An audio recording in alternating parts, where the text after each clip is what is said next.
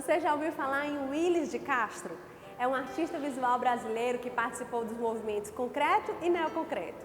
Hoje o Telas do Brasil vai apresentar vida e obra deste pintor. Além de pintor, foi também escultor, gravador, cenógrafo e figurinista. O Telas do Brasil está numa nova temporada, explorando o acervo de arte abstrata da Fundação Edson Queiroz. Fica à vontade, você conhece este espaço, um novo programa está começando.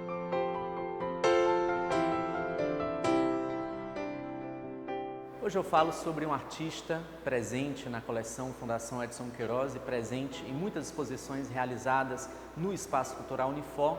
Estou falando de Willis de Castro, mineiro, nascido em Uberlândia em 1926. Willis de Castro, podemos dizer que foi um artista plural, multiartista. E ele mantinha um estúdio de artes gráficas junto com também artista Hércules Bassotti, com quem ele produziu ali logomarcas, embalagens, poemas visuais, figurinos, cenários de teatro, estampas para tecidos, muito em virtude de sua experiência como desenhista técnico e também sua formação em química industrial. Então é um artista que tem essa particularidade. A partir de 1959, Willis de Castro iniciou a criação dos objetos ativos, suas obras mais conhecidas, constituídos por peças de madeira retangulares que parecem réguas. Esses objetos são fixados à parede por um dos lados. Ficam então 3 superfícies pintadas de maneira abstrato-geométrica. A obra parece flutuar no espaço.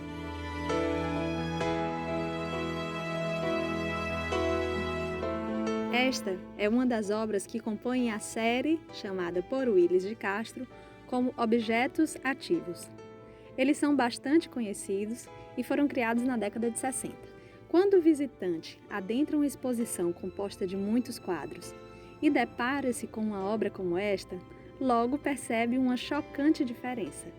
Ao invés de telas tradicionais, temos uma peça de madeira fixada na parede.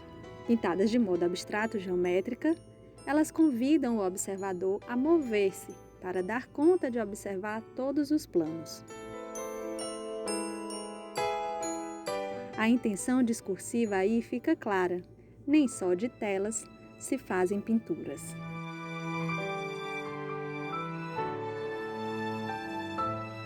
Foi nas artes visuais onde o Willis alcançou, lógico, maior notoriedade, né? Ele trabalhou muito bem as relações entre forma, cor, espaço e tempo. Inicialmente como uma releitura da linguagem visual de Mondrian, Malevich, Max Bill, e embora ele não tenha se filiado formalmente a nenhum movimento de sua época, a gente pode dizer que o Willis acabou se identificando mais com o neoconcretismo carioca, com o grupo Frente, no final da década de 50, início da década de 60, né? Em oposição à ortodoxia do movimento concretista, liderado por Valdemar Cordeiro em São Paulo. Então a gente pode dizer que o Willis, a obra dele tem um retorno à subjetividade, à liberdade de experimentação que a gente não via no movimento anterior dos paulistas do movimento concretista. O óleo sobre tela, abstração número 8, faz parte do grupo das primeiras pinturas de Willis de Castro. Esta é uma fase em que o artista denomina suas obras simplesmente de pinturas com uma numeração sequencial, ou opta por indicar a numeração da versão da obra. Confeccionada em 1949, esta obra parte de desenhos abstratos geométricos, uma característica da sua primeira fase. Nesta data, Willis de Castro havia se formado em Química e iniciava um estágio em artes gráficas. Neste trabalho, percebemos uma visível inspiração e aproximação ao trabalho do pioneiro do movimento abstracionista, o pintor russo Vassily Kandinsky. Em 1954, Willis de Castro dedica-se à programação visual e a projetos de padronagens para tecidos. Nas décadas de 1950 e 1960, trabalha também na confecção de cenários e figurinos para teatro. A produção do artista, na segunda metade da década de 1950, relaciona-se à dos artistas do movimento concreto. Willis não se limita à madeira e suportes convencionais. Dentre seus objetos existem peças de metal, como esta deformação, uma dobradura de uma placa de cobre.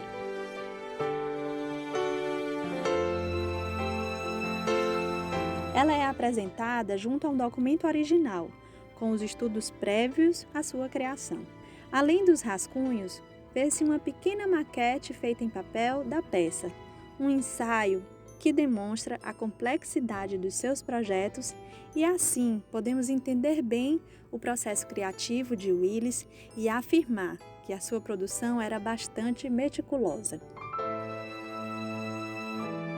Conhecido por uma atuação múltipla, Willis de Castro entrou para a história da arte brasileira como artista plástico. No entanto, embora essa tenha sido sua fase mais extensa de produção, ele atuou em variados gêneros artísticos. Em sua busca pelo universal, enveredou pela música, teatro, poesia.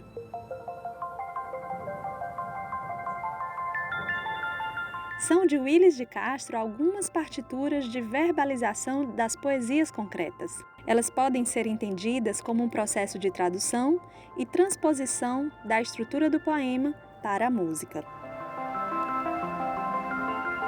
Eu vou ler agora um poema concreto de Willis de Castro que integrou uma exposição sobre o artista no Instituto de Arte Contemporânea em São Paulo. Geometria viva, fixa no extremo do traço, eclode vagarosa do centro. A vaga explode rosa, onde ama a cor e a forma que expressa o perfume no tempo.